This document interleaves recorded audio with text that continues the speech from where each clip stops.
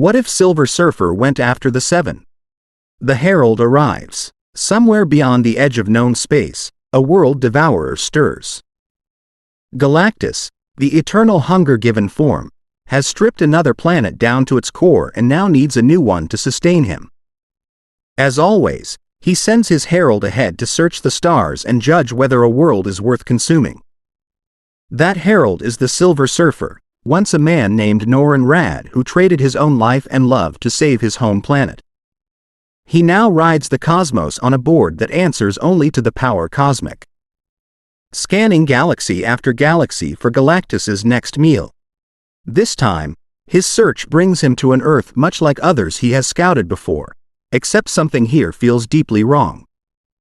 As he descends through the atmosphere, he senses an unnatural energy woven into human DNA itself. Thousands of people on this planet carry power that should not exist in ordinary humans, power created not by cosmic accident but by injection, by corporate greed, by a compound with a name. The surfer has never encountered anything quite like it. Life engineered and weaponized for profit, sold to the public as heroism. Before he even reaches the ground, the surfer already understands this world is not like the countless others he has surveyed. On most planets, power belongs to the exceptional few who earn it through struggle, sacrifice, or sheer cosmic accident. Here it belongs to whoever a corporation decides to inject and market. He passes over glowing skyscrapers with a single company's logo stamped across half the skyline and feels something close to disgust. An emotion he thought Galactus had long since burned out of him. Still, judgment requires more than a first impression. He has condemned worlds too quickly before and lived with that weight ever since. So he lowers his board toward the clouds and begins the process he always begins with, listening. First contact. The surfer's board carries him low over the city, and it doesn't take long before someone notices a gleaming silver figure gliding silently above the skyline. The Deep is filming an underwater rescue for a live stream when he spots the reflection above the water and swims up to investigate, assuming this must be some new soup Vought forgot to brief him on.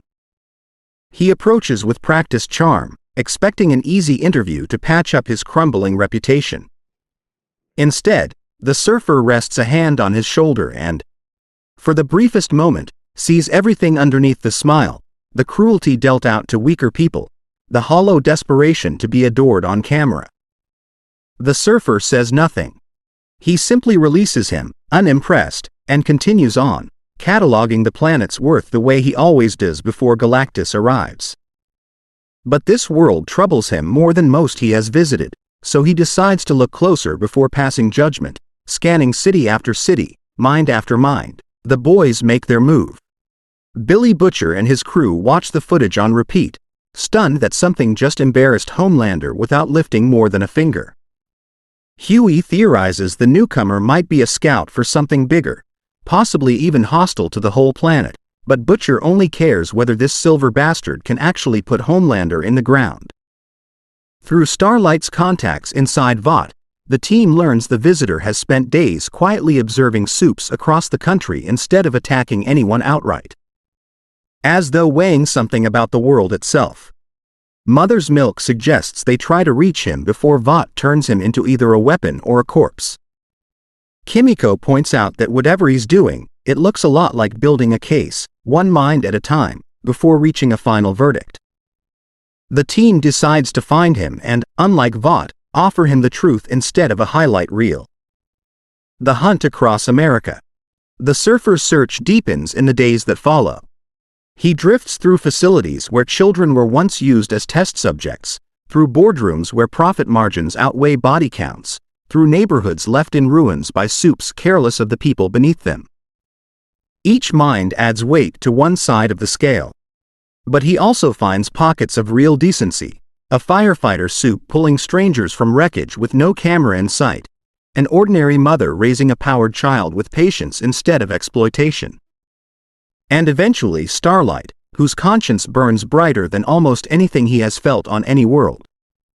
It is Starlight who finally approaches him directly, alone and unarmed on a rooftop, and simply lets him look.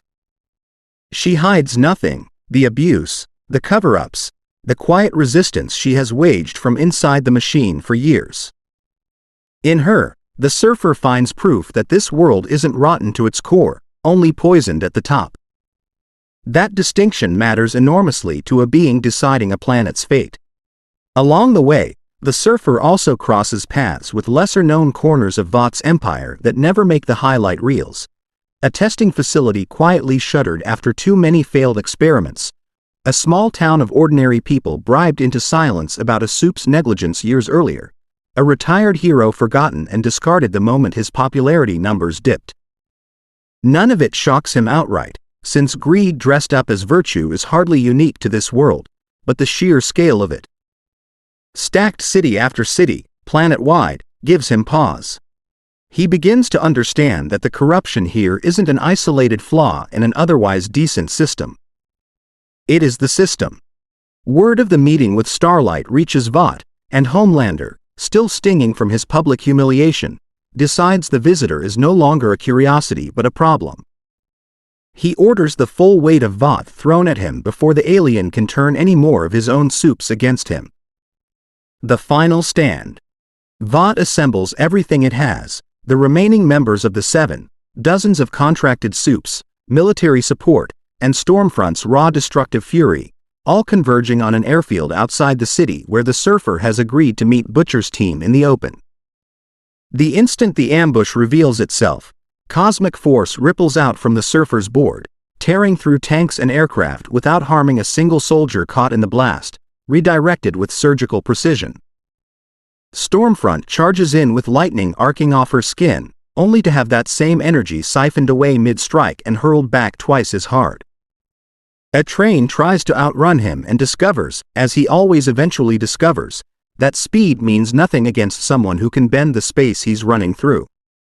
Homelander finally throws himself in fully, lasers blazing, fists moving faster than sound, determined to prove that nothing outclasses him. For a moment it looks close. The surfer takes real damage. Staggering under the assault, his cosmic shielding flickering under the strain. But Homelander, desperate and cornered, makes the mistake of trying to end it by ripping the board itself from the surfer's grip, and in doing so touches the raw power cosmic directly. It doesn't kill him. It does something worse for a man who has spent his life believing himself a god. It shows him, in a single blinding instant, exactly how small he truly is against the scale of the universe. Homelander drops to the tarmac. Shaking and silent, stripped for the first time of the certainty that has carried him through every atrocity.